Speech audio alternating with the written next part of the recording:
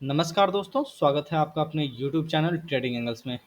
दोस्तों, जैसा कि आप सभी को पता है कि निफ्टी यहाँ काफ़ी ज़्यादा गिरावट दिखा रहा है और आपने देखा होगा टीवी के ऊपर भी आपको ऐसी कोई भी सलाह नहीं मिल रही है कि बाज़ार यहाँ पर गिरता चला जाएगा और आप लोग से वो माल बिल्कुल खरीदवाते जा रहे हैं और बाज़ार है कि रुकने का नाम ही नहीं ले रहा।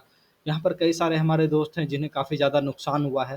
हालांकि हमें भी कुछ जगहों पर नुकसान हुआ है, चूँकि होल्डिंग तो रहती है सबकी कहीं ना कहीं, पोर्टफोलियो की हो चाहे वो थोड़ी बहुत ट्रेडिंग की हो, तो लॉन्ग साइड तो कुछ ना कुछ रह ही जाता है। ऐसा नहीं है कि 100% बिल्कुल कोई परफेक्ट होता है।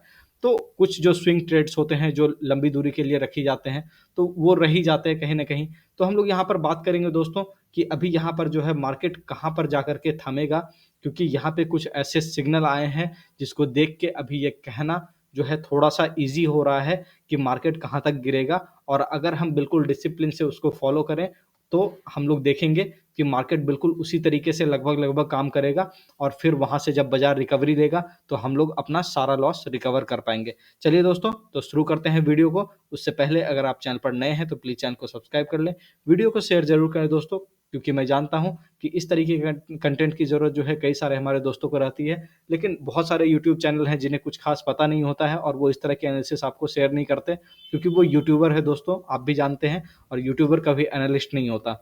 चलिए, तो यहाँ पर हम लोग बात करते हैं आगे। सबसे पहले निफ्टी के अंदर, तो निफ्टी के अंदर जैसा कि आपने देखा कि मैंने आपको कहा था कि 17,150 के नीचे अगर निफ्टी जाए तो आप थोड़े से कॉशस हो जाओ। बिल्कुल वही सीन बन रहा है। 17,016 के आसपास ये इसका क्लोजिंग आया है और आपने देखा कि बिल्कुल ओपनिंग वहीं पे हुई जहां पर मैंने आपको कहा था।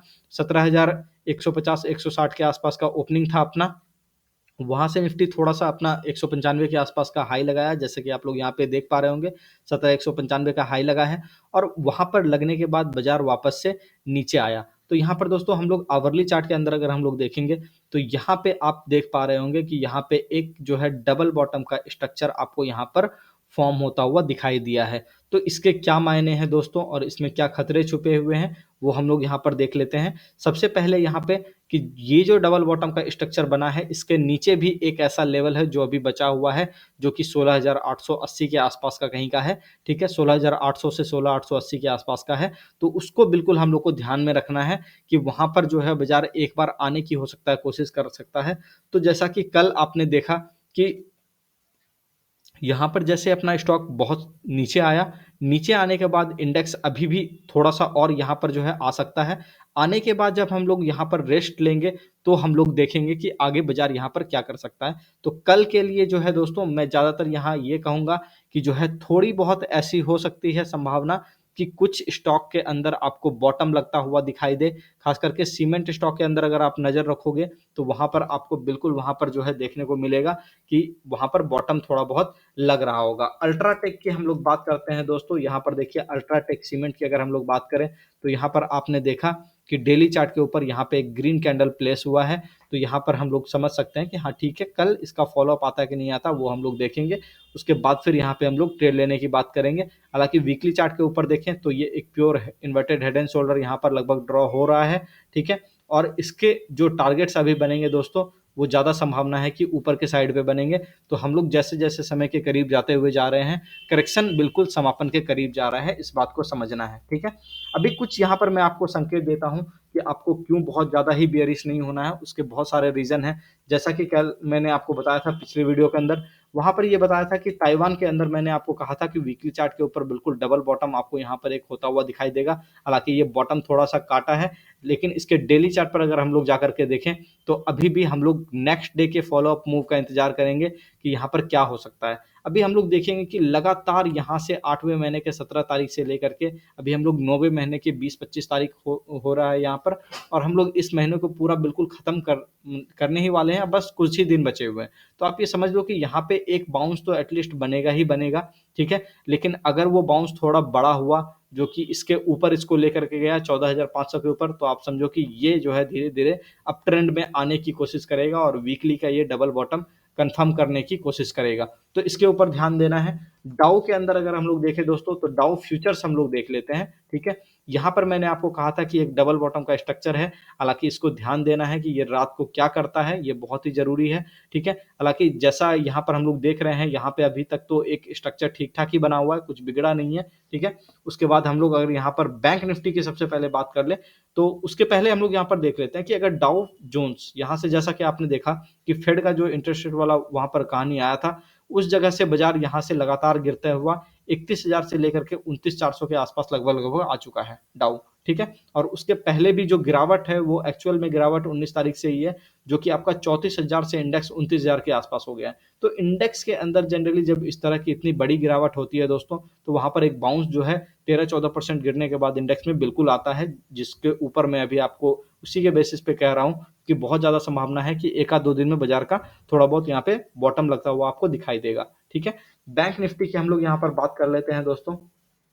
बैंक निफ्टी के अंदर अगर हम लोग देखें, तो यहाँ पर जैसा कि मैंने आपको बताया था कि बैंक निफ्टी पे तो मैं बिल्कुल नेगेटिव ही हूँ, आपको पता ही है पहले से ही, ठीक है। और मैंने ये कहा था कि बैंक निफ्टी इस एरिया तक आएगा, अभी भी इसके अंदर जगह बाकी है जो 37,871 के आसपास है। तो आप अपना अगर यहाँ पर पोजीशन बना के रखे होंगे, तो उस पोजीशन को बनाए रखिएगा, और 37,950 के आसपास ये कहीं न कहीं आकर के अभी रेस्ट करेगा। सबसे इम्पोर्टेंट चीज़ है दोस्तों, जो कि मार्केट को यहाँ पर दिक्कत दे रहा है, बाकी तो सारी चीज़ें यहाँ पर कोई खास दिक्कत नहीं दे रही है, वो है आपका डॉलर इंडेक्स। तो डॉलर इंडेक्स का फ्यूचर्स अगर हम लोग यहाँ पर देखेंगे, तो यहाँ पे आपको दिखेगा कि आवरली चार्ट के ऊपर यहाँ पे, अगर डेली चार्ट को सबसे पहले देख लें, तो यहाँ पे ये थोड़ा-सा ऊपर से प्रॉफिट बुकिंग अभी इसके अंदर आया है, ठीक है? लेकिन कुछ भी यहाँ पर अभी हम लोग पक्का नहीं कह सकते कि ये गिर ही जाएगा, इसके लिए हमें 3-4 दिन का इंतज़ार करना होगा। डॉलर अगर बहुत ही तेज़ी से यहाँ आएगा और 108.50 के नीचे कम से कम सस्टेन करेगा, 108.50 के नीचे, ठीक है? और फाइनल में फाइनल 107.30, तब जाके हम लोग कह सकते हैं कि ये बियर ट्रेजेक्टरी में आ जाएगा।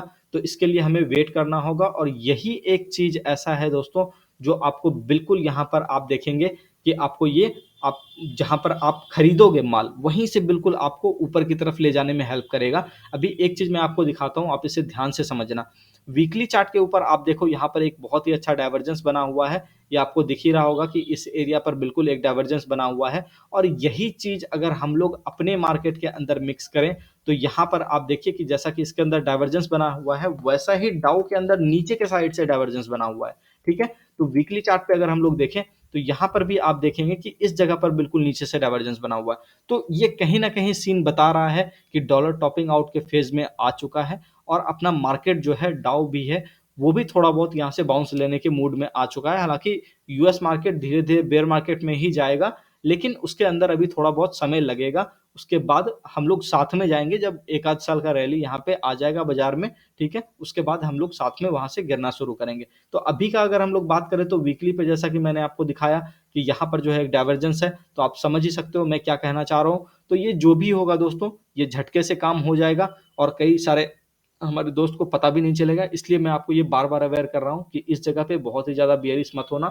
दूसरी अगर मैं यहाँ पर चर्चा करूँ, तो निकेई की यहाँ पर चर्चा करता हूँ, जो मैं आपको यहाँ पे बार-बार कहता हूँ। निकेई के अंदर भी आप देखो, तो लगभग-लगभग ये रेट अपना आ ही चुका है, ठीक है? और ये यहाँ पर बार-बार जो है आपका बॉटम का स्ट्रक्चर यहाँ पर देने की कोशिश कर रहा है। तो दोस्तों, यहाँ पर आपको समझ में आ गया होगा कि इस पर किस तरह से काम हो रहा है, ठीक है? मिड कैप इंडेक्स की अगर हम लोग बात करें, तो मिड कैप इंडेक्स के अंदर अगर हम लोग देखें, तो वीकली चार्ट के ऊपर अगर आएँ, तो यहाँ पर सबसे पहले डेली चार्ट पे देखें। तो जो बातें मैं आपको कहता था कि हाँ ठीक है, मिड कैप एक बारी यहाँ तक आना चाहिए, तो आप देख रहे हैं कि मिड कैप लगभग-लगभग यहाँ पर आ चुका है, और इसके आवरली चार्ट के ऊपर अगर हम देखें, तो यहाँ पे एक डबल बॉटम का फॉर्मेशन दे करके गया है, जो कि निफ्टी के अंदर भी है, ठीक है? तो कल अगर बाजार नीचे खुलता है, और नीचे खुलने के बाद ऊपर आता है, तो बिल्कुल अचंभा नहीं होना चाहिए आपको, क्योंकि आपको इस एनालिसिस में सब कुछ बता दिया गया है, ठीक है?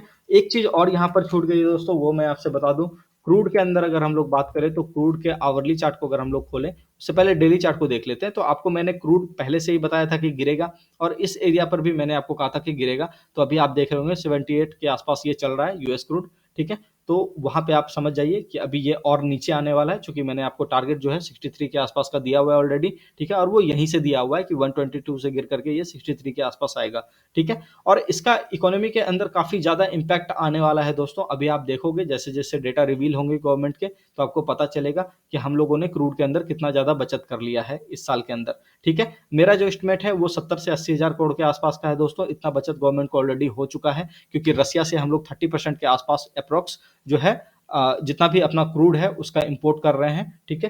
टोटल जितना खर्च होता है उसका इंपोर्ट कर रहे हैं। तो इसके ऊपर बिल्कुल काफ़ी ज़्यादा मतलब जो है हम लोग को यहाँ पर पैसे बनने वाले हैं, बचने वाले हैं गवर्नमेंट को, ठीक है? तो उसके वजह से मार्केट के अंदर अभी जो है फंडामेंटल के हिसाब से अगर आप मुझसे पूछिएगा, तो गवर्नमेंट के पास पैसा सफिशिएंट है, और आप देखोगे कि आने वाले टाइम में गवर्नमेंट यहाँ पर आपको पेट्रोल डीजल पे थोड़ा बहुत हाइक भी दे सकती है, जब ये 60 के आसपास कहीं न कहीं आ जाएगी तो। ठीक है दोस्तों? तो आशा करता हूँ आपको वीडियो अच्छा लगा होगा, ठीक है? वीडियो अच्छा लगा तो वीडियो को ज़रूर शेयर करें दोस्तों, चैनल को ज़रूर से ज़रूर सब्सक्राइब कर लें, और वीडियो को शेयर करते रहें दोस्तों, ताकि ज़्यादा से ज़्यादा लोगों तक इसे जो है आप पहुँचाने में योगदान दें, ठीक है? ताकि ज़्यादा से ज़्यादा लोग इससे बिल्कुल यहाँ से फ़ायदा ले सकें। चलिए दोस्तों, मिलते हैं नेक्स्ट वीडियो में, तब तक के लिए अपना ख्याल रखिए। धन्यवाद, नमस्कार।